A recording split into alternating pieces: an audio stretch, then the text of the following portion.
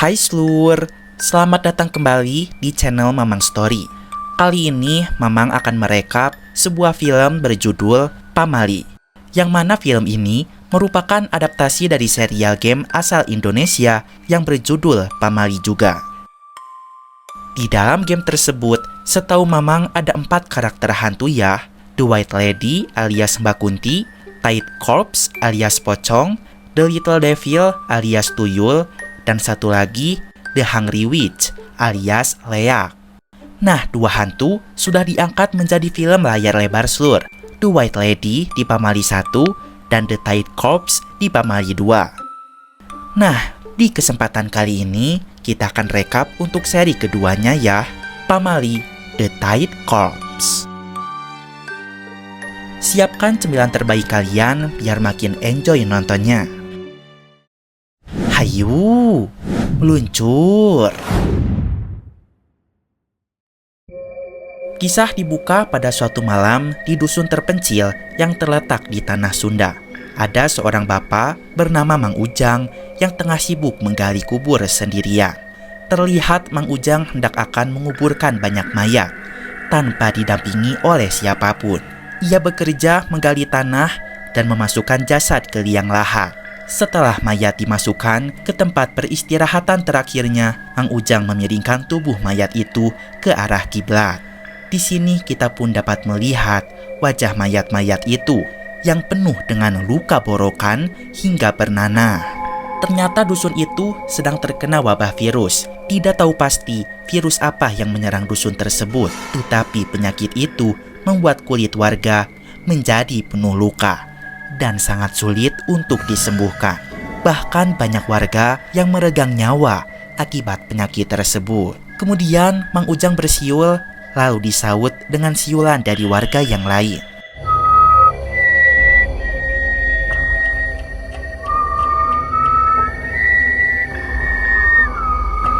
Di malam itu, Mang Ujang harus bekerja keras karena ada sekitar 14 mayat yang harus dikuburkan. Dan film pun dimulai. Kisah beralih kepada sekelompok tenaga kesehatan yang terdiri dari 3 orang perempuan. Mereka adalah Gendis, Mila, dan juga Puput. Ketika itu mereka ditugaskan untuk pergi ke sebuah dusun kecil yang ada di awal film tadi. Mereka mendapat kabar dari pemerintah setempat apabila dusun itu sedang terinfeksi satu virus mematikan. Banyak juga korban yang meregang nyawa di dusun itu, maka dibutuhkan pula tenaga gali kubur untuk membantu memakamkan para warga di sana. Sehingga hadirlah tokoh Cecep dan juga Deden, tukang gali kubur yang ikut bersama ketiga nakes itu. Hampura, Mang hampura pisan telat, Mang. Terhitung ada 5 orang yang pergi ke dusun tersebut. Di sana juga ada Mang Yusuf, orang yang bertugas untuk mengantarkan mereka semua ke dusun itu. Pelan-pelan, sok. Saya Mila. My love. Dusun yang akan mereka tuju sangatlah terpencil, bahkan harus menyeberangi danau terlebih dahulu. Mereka pun menaiki perahu untuk bisa sampai ke sana.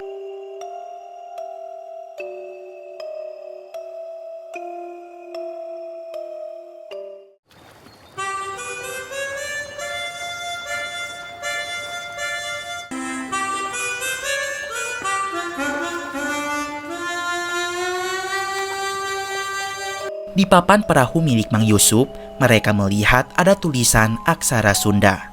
Mereka yang tidak peduli pun mengabaikan kata-kata itu. Perjalanan memakan waktu cukup panjang hingga mereka sampai di tujuan pada sore hari. Mang Yusuf memberikan petunjuk arah untuk menuju ke desa itu. Para tim relawan harus berjalan kaki melewati hutan sejauh 3 jam lamanya. Kira-kira kita perjalanannya berapa lama ya? Ya, 3 jam jalan kaki lah, Neng. Edas. Mereka pun bergegas pergi sebelum langit mulai gelap. Setelah melewati jalan setapak beberapa kilometer jauhnya, mereka menyadari ada barang tak biasa yang digantung di setiap pepohonan. Barangnya mirip seperti potongan kayu. Ketika itu, Puput mengeluh keram dan menghentikan perjalanan sejenak. Enggak apa-apa Mbak, aku ada. Ambil aja. Makasih, Mbak. Gendis bertanya pada Mang Yusuf apa kegunaan dari kayu yang digantung di pohon-pohon itu. Ternyata Mang Yusuf sendiri tidak tahu apa fungsinya, karena sudah ada sejak zaman dulu. Nggak tahu. Udah lama ini. Dari dulu juga ada.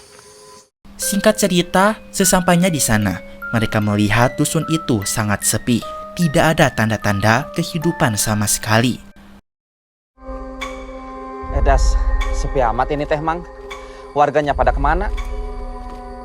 Kemudian mereka pun melihat para pemuda desa yang masih tersisa. Mereka sedang sibuk mendata jumlah warga yang terjangkit wabah. Hari itu, warga yang sakit bertambah menjadi 3 orang, dengan total 17 orang sakit. Sementara yang meninggal dunia mencapai 52 orang dalam kurun waktu 1 bulan. Mang Yusuf menyapa muda-mudi itu sambil memperkenalkan para relawan yang sedang melintas. Mang, Ini Mamang antar anak-anak nakes yang mau bantu-bantu. Rumah warga yang sudah kosong pun ditandai oleh simbol silang dengan cat berwarna merah. Kini, warga-warga yang sedang sakit pun dirawat di balai desa. Sementara warga yang meninggal dikumpulkan di sebuah tempat yang berbeda. innalillahi. Setelah itu, mereka berlima diantarkan ke sebuah rumah yang dapat dijadikan tempat istirahat. Itu adalah rumah salah satu warga yang sudah terbengkalai karena pemilik rumahnya sudah mati semua. Tetapi, rumah itu hanya untuk para tenaga kesehatan saja. Sementara Cecep dan Deden diberikan tempat tinggal yang dekat dengan kuburan karena mereka memanglah penggali kubur. Dikira bakal dapat kamar dekat perawat. Ternyata dekat kuburan. Ketika memasuki rumah itu, Gendis, Mila, dan Puput sempat merasa heran karena menemukan payung hitam terbuka di sana. Setahu mereka, membuka payung di dalam rumah adalah sebuah pamali, sehingga ketika itu Puput menutup payungnya. Sementara itu, di rumah dekat kuburan, Cecep menemukan sebuah buku tentang tata cara penguburan jenazah. Cecep merasa lucu karena untuk menguburkan jenazah pun harus ada buku tata caranya. Tentu saja Cecep menghiraukan hal itu. Tata cara penguburan jenazah. Saya mau udah bisa. Kemudian, Cecep juga menemukan buku catatan jumlah warga yang belum dikuburkan selama 3 hari belakangan ini. Karena jumlahnya sangat banyak, Cecep dan Deden segera memulai proses penguburan jenazahnya seluruh. Di balai desa, ketiga nakes itu mulai mengecek kondisi para warga yang terinfeksi penyakit. Mereka harus berhati-hati dan selalu memakai sarung tangan karena virus itu menular lewat sentuhan kulit.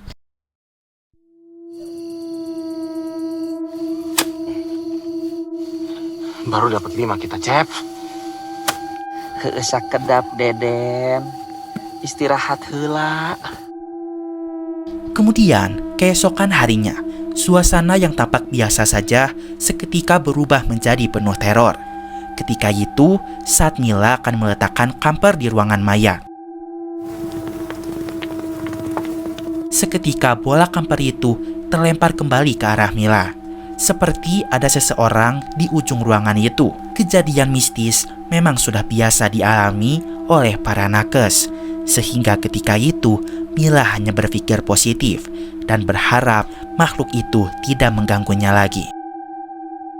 Beberapa hari kemudian, mereka sangat kebingungan karena persediaan obat yang mereka bawa telah habis. Mereka tidak menyangka pasiennya sebanyak ini, sehingga kemarin tidak terlalu banyak membawa persediaan obat.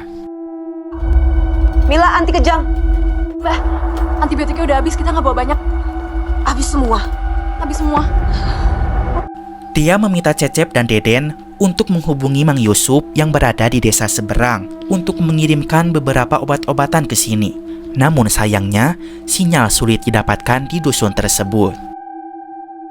Cep, Den, kalian punya nomornya Mang Yusuf kan? Saya susah dapat sinyal kalau di sini mah. Aku juga nggak dapet sinyal. Di tengah-tengah kebingungan itu, kemudian ada seorang anak perempuan yang datang ke balai desa. Namanya adalah Neng. Dia ingin meminta tolong agar salah satu nakes datang ke rumahnya untuk memeriksa keadaan ibunya. Boleh nggak kalau misalnya teteh aja yang ke rumah? sebentar aja. Gini ya, Dek. Tapi nanti ibu saya gimana, Teh? Dek, nggak bisa. Peraturannya nggak bisa. Tetapi Dea menolak hal itu. Dea selaku ketua tidak memperbolehkan Mila ataupun Puput untuk meninggalkan balai desa karena mereka kekurangan tenaga. Nggak usah kepikiran kemana-mana ya. Kita kekurangan orang, Mil. Kemudian Dea menyarankan Eneng agar membawa ibunya saja ke sini. Dan ternyata itulah masalahnya. Ibu Eneng tidak mau dibawa untuk berobat. Eneng pun hanya bisa menunduk bersedih. Mila sejatinya tidak tega melihat Eneng. Tanpa sepengetahuan Dea, Mila pun akhirnya bersedia untuk membantu Eneng. Mila akan datang ke rumah Eneng setelah selesai berjaga. Nanti sore, Neng kesini lagi jemput kakak. Terus nanti kita bareng-bareng ke rumah Neng lihat ibu. Makasih ya, Teh. Sama-sama. Singkat cerita, setelah selesai berjaga, Mila pun dijemput oleh Eneng untuk segera bergegas ke rumahnya. Mila pun pergi diam-diam tanpa diketahui oleh Dea. Di sisi lain, ketika Dea tengah melaksanakan sholat maghrib, ia pun seketika diteror oleh sosok pocong. Allah Akbar.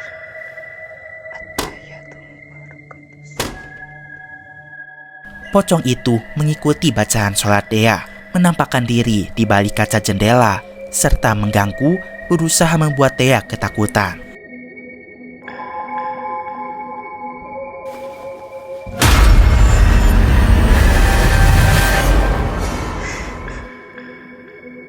Sementara itu, Cecep dan Deden pun turut diteror oleh sosok pocong.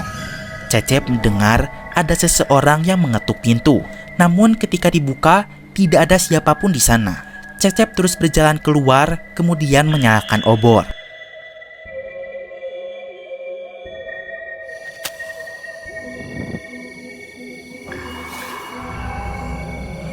Tampak terlihat banyak sekali pocong di sekeliling Cecep. Tiba-tiba saja Deden datang dengan selimut berwarna putih, membuat Cecep terkejut karena sempat menyangka itu adalah pocong. Kemudian malam semakin larut. Dea pun mulai menyadari jika Mila tidak ada di rumah. Dea seketika curiga apabila Mila nekat pergi ke rumahnya Eneng. Dea pun segera menyusuli Mila dengan diantar oleh Cecep dan juga Deden. Sementara Puput diminta oleh Dea untuk diam di rumah, menjaga para pasien karena takutnya mereka membutuhkan sesuatu. Dalam perjalanan menuju rumah Eneng, Mila mengalami banyak sekali serangkaian teror yang sangat menyeramkan. Hingga akhirnya ia sampai di rumahnya Eneng. Ketika itu, tampak terlihat rumah Eneng sangat sepi. Ternyata ayahnya Eneng baru saja meninggal minggu lalu akibat penyakit itu. Kini Eneng hanya hidup berdua bersama ibunya yang tengah sakit. Kemudian Mila pun melihat payung hitam terbuka di sana.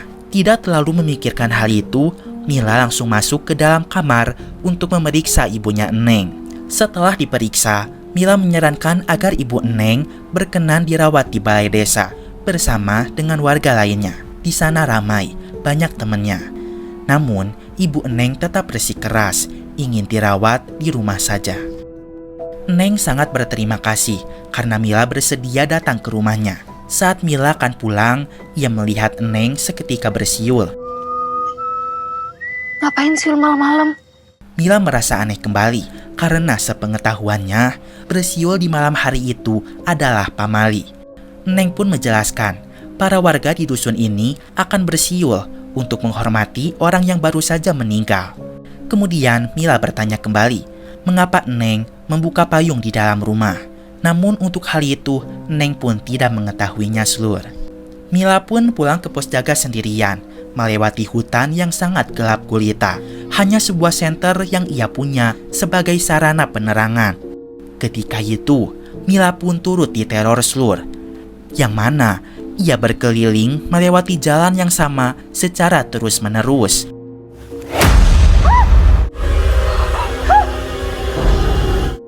Hingga akhirnya ia ditampakkan oleh kumpulan pocong yang sangat menyeramkan. Hal itu membuat Mila seketika pingsan di tempat. Ketika Dea, Cecep, dan Deden hendak menyusuli Mila, Di balai Puput sendirian berjaga. Ketika itu, Puput mendengar suara kegaduhan di balai. Ketika dicek, anehnya tidak ada satupun pasien yang terbangun. Seketika obor mati, membuat ruangan menjadi sangat gelap. Tiba-tiba saja pintu terkunci, tidak bisa dibuka lagi. Kemudian muncul sekumpulan pocong dari arah belakang Puput.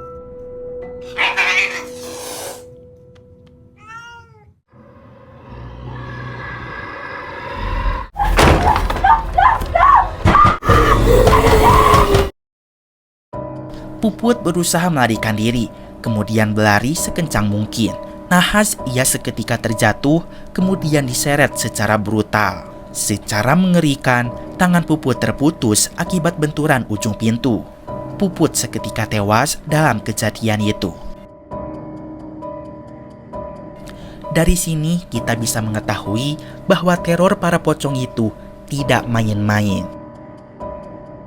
Adegan berpindah kepada Mila yang baru tersadar di rumah. Ternyata tadi Mila berhasil ditemukan dalam keadaan pingsan di tengah hutan bambu. Mila pun mengaku diteror banyak pocong. Setelah itu, mereka semua seketika panik ketika mengetahui Puput menghilang tidak ada di mana-mana.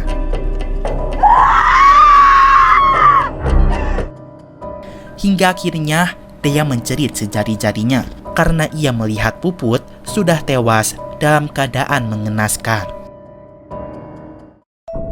Masing-masing di antara mereka semua sejatinya sudah pernah diteror oleh pocong, sehingga mereka mengira bahwa kematian Puput disebabkan oleh pocong juga. Dea seketika mengemasi barang-barangnya. Dia tidak mau mati di dusun ini. Dea pun pergi meninggalkan mereka semua seluruh. Saat itu, Dea menuju pinggir danau sendirian, berharap segera mendapatkan bantuan dan juga berusaha mencari sinyal. Sementara di dusun, tersisa Mila, Cecep, dan juga Deden. Mila tidak akan pergi dari sini karena tidak tega meninggalkan para warga yang sedang sakit. Ketika itu, teror pocong semakin menjadi-jadi.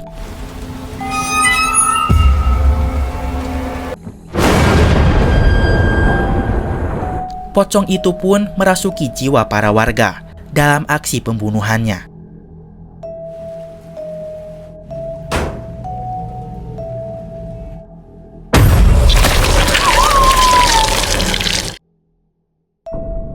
Beberapa lama kemudian, datanglah Neng ke balai desa. Neng memberitahukan Mila jika ibunya sudah meninggal. Mulai saat itu, Mila menyuruh Neng agar selalu ada di sampingnya. Ketika malam hari, teror semakin mencekam. Tanpa disangka-sangka, Deden pun sudah tertular oleh penyakit kulit dusun ini.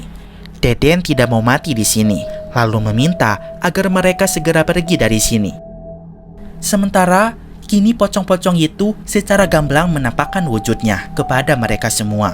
Saat itu, Cecep dan Neng masuk ke kolong kasur, berusaha bersembunyi dari kedatangan pocong.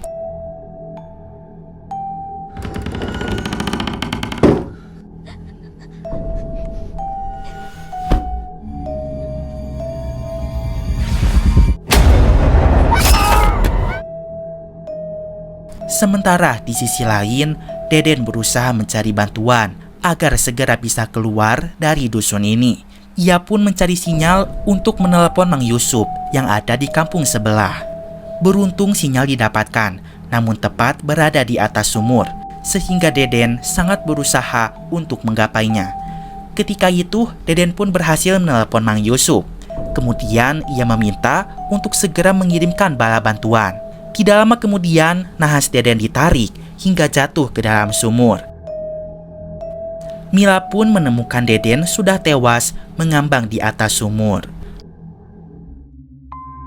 Adegan berpindah kembali kepada Cecep dan juga Neng. Setelah lolos dari kehadiran sosok pocong tadi, Cecep segera mencari tahu apa penyebab semua pocong itu tiba-tiba menyerang mereka semua. Hingga akhirnya terkuaklah. Ternyata selama ini mereka semua telah melanggar pamali yang ada di dusun ini.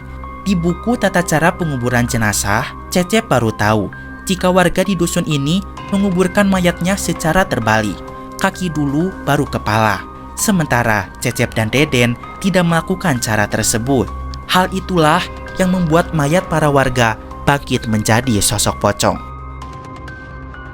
Setelah mengetahui hal itu, seketika para pocong muncul. Tidak hanya satu, tetapi satu kampung. Mereka yang tersisa seketika berlari menuju ke tepi danau. Saat dalam usaha menyelamatkan diri, sayangnya Cecep terjatuh. Kemudian seketika terseret ke dalam sebuah liang lahat. Mila berusaha menahan Cecep. Pada saat situasi menegangkan itu, beruntung ada Eneng di antara mereka. Eneng melihat di belakang buku tata cara penguburan jenazah ada sebuah mantra berbahasa Sunda yang mampu melemahkan para pocong yang telah bangkit itu. Tidak pakai lama, Eneng segera membacakan mantranya. Hal itu pun menyelamatkan Cecep dari maut. Mana kayangan, duku melayang di antara wiati dan jagat. Balik ke jati, pulang ke asal. Tangtrim, tangtrim, balik ke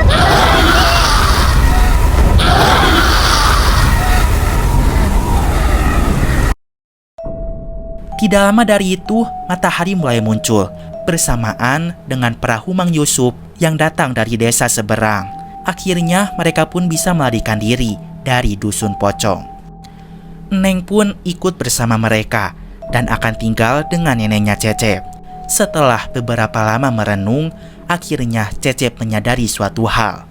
Jika aksara Sunda yang terukir di perahu itu ternyata memiliki arti. Aksara Sunda itu berbunyi Ciri Sabumi Cara Sadesa, yang memiliki arti setiap daerah itu punya pantangan atau pamalinya masing-masing.